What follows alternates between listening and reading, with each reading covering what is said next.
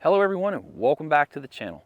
Behind me is our 2021 F-150 XLT. A couple quick specs. It's in lead foot gray with a 3.5 EcoBoost, four-wheel drive. It's a crew cab with a short box. It's packaged out to be that of a Lariat with a few features that are not included, but we'll get into that a little bit later on in the video. So I'd like you to meet Littlefoot. Now, there's a few modifications on the truck, nothing crazy. As you can see, we've got fuel shock wheels and a bronze. Those are wrapped in a BFG KO2. The tires are about a 32 and the wheels are like a 18 by 11, I believe. I kind of liked them. I think they popped with the gray a little bit. Had a couple other ideas to make them look even better, but we'll get into that later on. Another one of the mods that we put on there was actually a Les Schwab special leveling kit. It's just a 2-inch puck, I believe. Nothing special, but once we get a little bit better of a suspension on there, a little bit more lift, probably about a 4 or 3-inch lift. Nothing crazy, but it'll be tasteful because I still daily drive this thing. One of the other modifications, actually two of the other modifications are actually under the hood. That is a JLT 3.0 air oil separator, oil catch can, whatever you want to go with, and the Roush Cold air intake. But that about does it for all of the modifications. What's going on, everybody? So I had an entire video filmed out, but there was a thumbprint on the lens, and when the sun hit it, it just flared the entire video. So here we are back in the man cave, fortress solitude, quiet place, whatever you want to call it. I wanted to talk about a few of the things that I really like about the truck. So probably one of my favorite features in the truck is the adaptive cruise control. It's made up of 3 parts: cruise control, the distance metering, and the lane centering. Now, the cruise control is actually kind of unique in the sense that it goes off your GPS if the feature is activated. Where if you're traveling at 35 miles an hour and the posted speed limit drops to 25, the truck will drop down to 25 miles an hour. The distance metering is kind of cool in the sense that, yeah, obviously you set it off the distance of the car in front of you and where you want it. But if the whole system, well, not even the lane centering, but if the cruise control is activated and the distance metering is activated, it will actually drive itself. So if you're in stop and go traffic, the truck will drive itself. All you have to do is steer. The other part of the adaptive cruise control is the lane centering and the lane keep. The lane centering with everything else activated is probably the coolest feature in the truck, because with that feature, it almost turns into an autonomous truck. With the features that the cruise control, the distance metering bring, and then what you get from the lane centering, the truck will drive itself. Even in traffic, it will drive itself. There are limitations to the lane centering. I think if the turn is beyond like 3 or 4 degrees, something like that, the truck will say, hey, no way. Like if it's a sharp turn, it won't do it. Long sweeping bends, truck, no problem whatsoever. I drove just about 1,600 miles and I never once got uncomfortable driving, just because I was able to relax. It's just an amazing feature. The other thing is the driver alert. If it senses that you're ping-ponging in the lane too much, it'll actually say, hey man, you're getting fatigued, take a break. So I had actually used that a couple times on our 1,500 mile trip to Reno and then back for a wedding. All in all, the truck did great, and I really actually got a chance to use the system for, God, I think I used it for a total of like 1,300 miles. So I got to get pretty acquainted with it. All in all, I like the system. I think it is just fantastic the way it's set up. And it's probably my favorite feature on the truck. Now, talking about the interior of the truck, the cabin is spacious and incredibly comfortable. There's tons of space in the back seat. There's tons of space up front. There's storage compartments everywhere, and I think there's like 12 cup holders.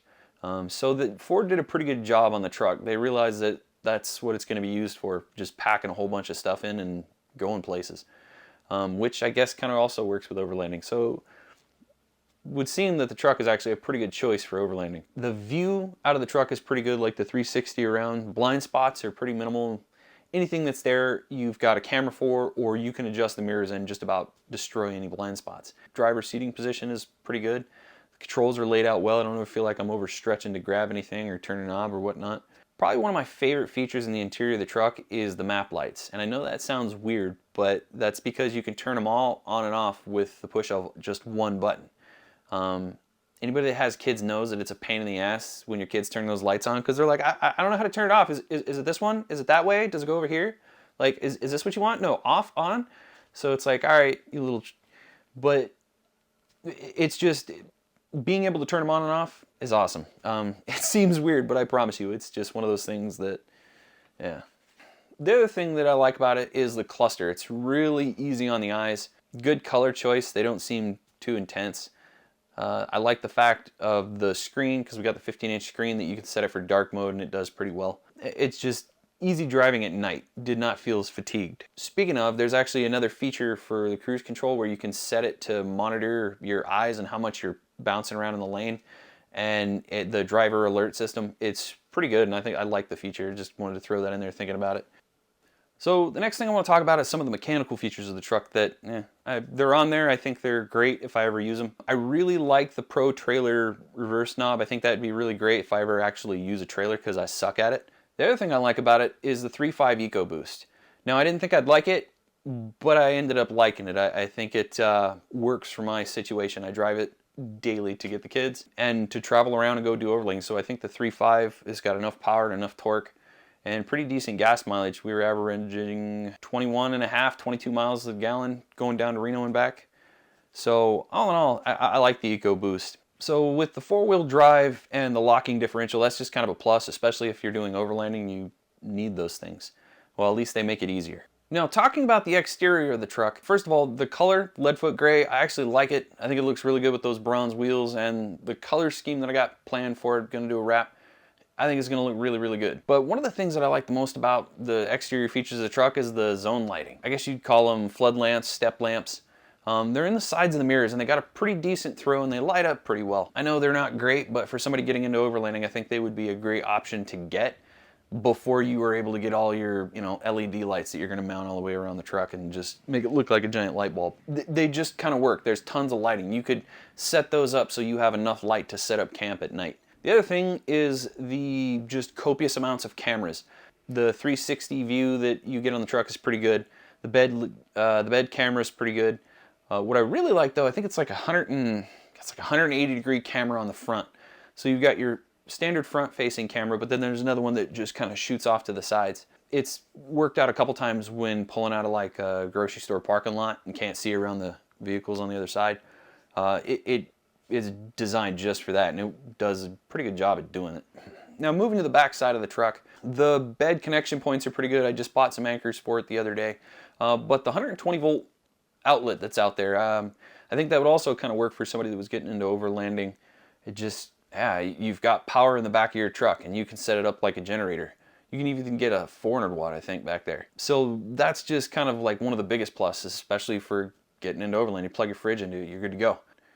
So I want to talk about the direction of the truck that we're going to go for the overland build. There's going to be a lot of things on there that, you see all over the internet: winch bumper, rock sliders, probably a roof rack with a wee boost. As far as like the rack or canopy, we're going to go, there's a pretty cool direction that we're going to go with that. I don't see a lot of it online, and I think the way with the color scheme and the wrap that I got planned for the truck, it's going to look really, really good.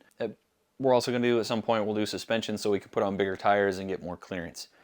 So pretty standard as far as that goes. We'll do a couple things for communications parts of it. I don't want it to just have like a wee boost and, I want to get a ham radio, get my ham radio license, take people through that, and just kind of work on some other parts of it.